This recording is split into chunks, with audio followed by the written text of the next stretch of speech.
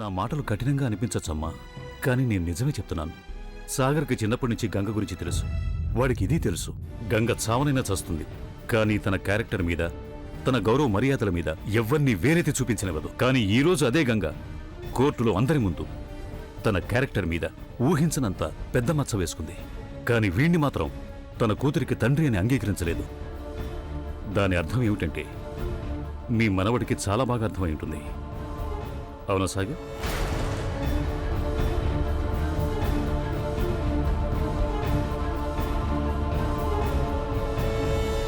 ఇంత ద్వేషం, ఇంత కోపం తనలో ఉందని నేను కల్లో కూడా ఊహించలేదు నాన్న.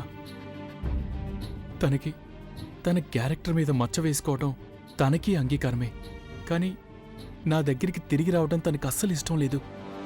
ఎంత కోపంగా ఉందంటే తను చనిపోవటానికి కూడా సిద్ధమే, కానీ తన మనసులో నా మీదున్న ప్రేమ మాత్రం ఎప్పటికీ తిరిగి రానివద్దను.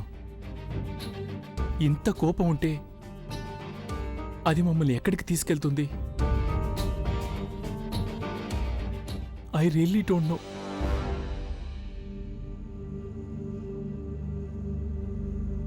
నాకొక్కటే అనిపిస్తుంది, కృష్ణని కోల్పోతానేమోనన్న భయం, తన నుండి కృష్ణని దూరం చేస్తానేమోనని తన భయం. అందుకే తను లోపల బాధపడుతుంది నాన్న. తను ఎంతో కుమిలిపోతుంది. నేను ఒకవేళ తన దగ్గరికి వెళ్ళాను అంటే తనని తాను ఇంకా బాధ పెట్టుకుంటుంది, ఇంకా కష్టపెట్టుకుంటుంది. నేనేం చేయాలి? అసలు ఇంతకీ నిజమేంటో తెలుసా నాన్నా? ఈరోజు నా పిటిషన్ యాక్సెప్ట్ అయిపోయింది. నేను గెలిచాను.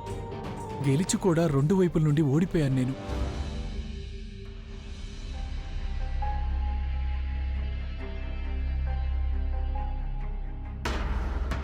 సాగర్, సాగర్, నేను చెప్పేది విను.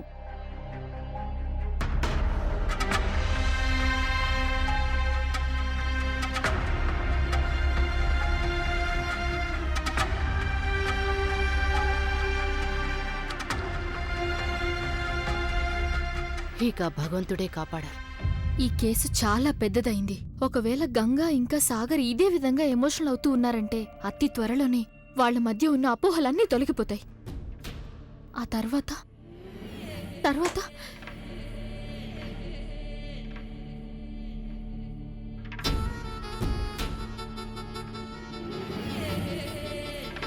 నువ్వేం ఆలోచిస్తున్నావు?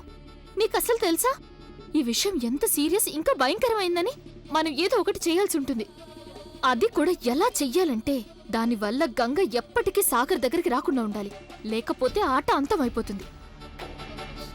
కానీ ఏం చేయాలి? ఏమీ అర్థం కావడం లేదు.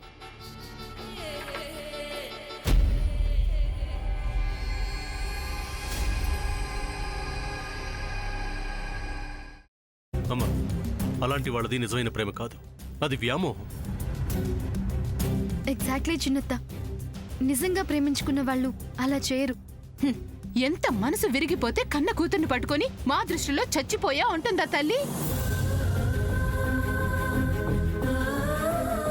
అది సరే అమ్మా, తన కూతురుతో తన మాట అనేటప్పుడు ఆమె మాటల్లో వ్యథ, కళ్ళల్లో బాధ గమనించావమ్మా? పెద్దబాబుకు బర్త్డే విషెస్ చెప్పు కూడా వెళ్ళాం కదా. ఊరికే ఎలా కాలిపోతుంది? మంట పెడితేనో పడితేనో తగలబడుతుంది.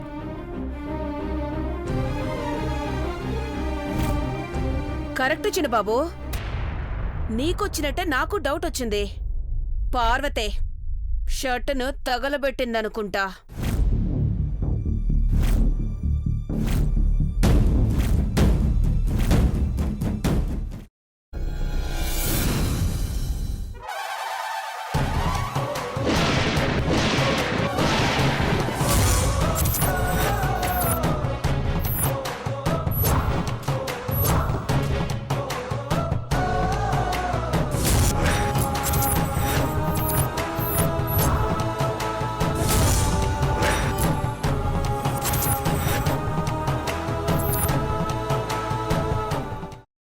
కున్న తర్వాత పొట్టు తీసేసి చాప్ చేసి పక్కన పెట్టుకోవాలి.